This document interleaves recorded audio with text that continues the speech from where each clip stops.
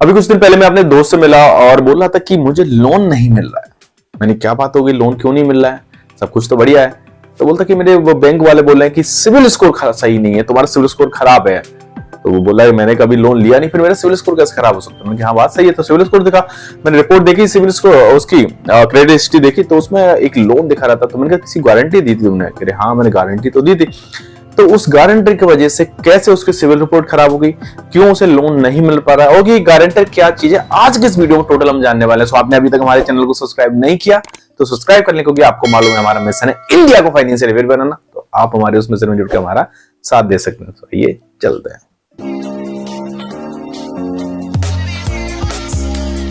नमस्कार दोस्तों, मैं हूं शैलेंद्र और स्वागत है आपका मार्केट मिस्ट्री चैनल में। जैसा कि हम बात कर रहे थे कि गारंटर बनने के बाद क्यों हमारा अक्सर सिविल स्कोर खराब हो जाता है, या गारंटर हमें कब बनना चाहिए कब नहीं बनना चाहिए, और क्या क्या चीजें हमें ध्यान रखना चाहिए गारंटर बनने से पहले। तो आज की इस वीडियो में टोटल हम जानेंगे।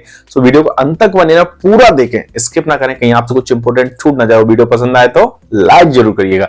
सो जैसा कि हम बात कर रहे थे कि देखिए, अगर कोई हमारा रिश्तेदार लोन लेता है या हमारा कोई दोस्त लोन लेता है और वो हमें गारंटर बनने के लिए बोलता है, या बैंक उसके बोलता है कि कोई गारंटर लाओ, और वो हमें बोलता है, तो हम मना नहीं कर पाते। हम सोचते हैं कि हमारा दोस्त है, हमारा रिश्तेदार है, कहीं रिश्ते खराब ना हो जाए, कि हमारे रिश्तों में करवाहट ना आ जाए, कहीं हमारी दोस्ती खत्म ना हो जाए। तो ये सोच के हम गारंटी देते हैं। लेकिन गारंटर बनना कोई मामूली बात नहीं है। गारंटर की भी उतनी ही जिम्मेदारी होती है जितनी की एक लोन लेने वाले की होती है।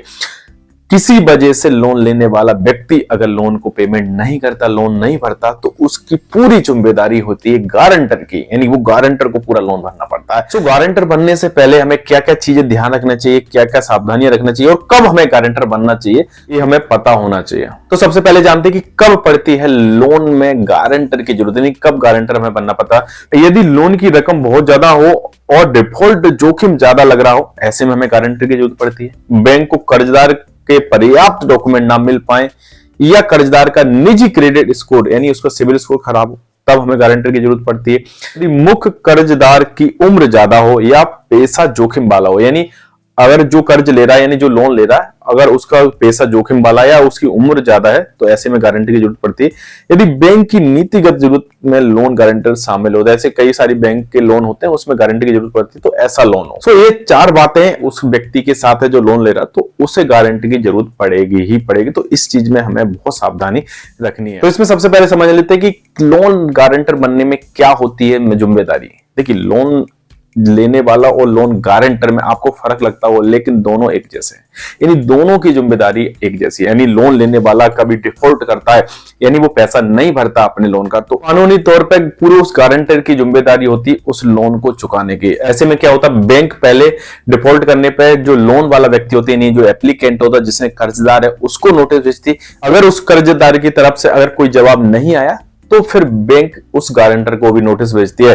तो ऐसे में आप छुटकारा नहीं पा सकते लोन गारंटर के तौर पे उस लोन से। लोन गारंटर के तौर पे लोन से पीछे हटने के बहुत ही सीमित विकल्प है। तो आप किसी लोन में गारंटर बन गए और आप चाहते हैं कि हम इससे बाहर निकल जाएं, कैसे? तो बहुत ही लिमिटेड ऑप्शन है, यानी बहुत ही सीमित है। क्योंकि अगर बैंक चाहे तभी ये पॉसिबल है, लेकिन बैंक तभी चाहेगी जब आप वो कर्जदार है, यानी जो एप्लीकेंट है, वो पैसा भरने के लिए राजी हो। उस केस में ही आप उससे मुक्ति पा सकते हैं, नहीं तो कर्जदार की वजह से आपको वो पूरा लोन चुकाना पड़ेगा। अब बात करते हैं इसके क्या नुकसान है। देखिए, इसका सबसे बड़ा नुकसान तो ये है कि हमारे सिविल स्कोर पे बहुत फर्क पड़ता है। यानी हमारा आपकी क्रेडिट स्टेज सिविल स्कोर है, जैसा मैं शुरुआत में बता रहा था कि हमारे दोस्त का सिविल स्कोर में दिख रहा है, यानी आपके सिविल स्कोर में भी, आपके सिविल रिकॉर्ड में भी वो दिखेगा कि आपने एक लोन में गारंटी दी है। यानी अगर वो कस्टमर डिफॉल्ट करता है तो उसका इंपैक्ट आपके सिविल रिपोर्ट पे, यानी आपका सिविल स्कोर डाउन होगा, और ऐसे में भविष्य में आपको लोन लेने में बड़ी तकलीफ होगी और कई जगह लोन भी नहीं मिलेगा, और साथ ही साथ आप किसी लोन में गारंटर भी नहीं बन सकते जल्दी। सो ओवरऑल अगर हम बात करें तो लोन गारंटर अगर आप बनना है किसी की, आप चाहते हैं कि आपके रिश्ते खराब ना हो, तो बहुत सोच समझ के बने,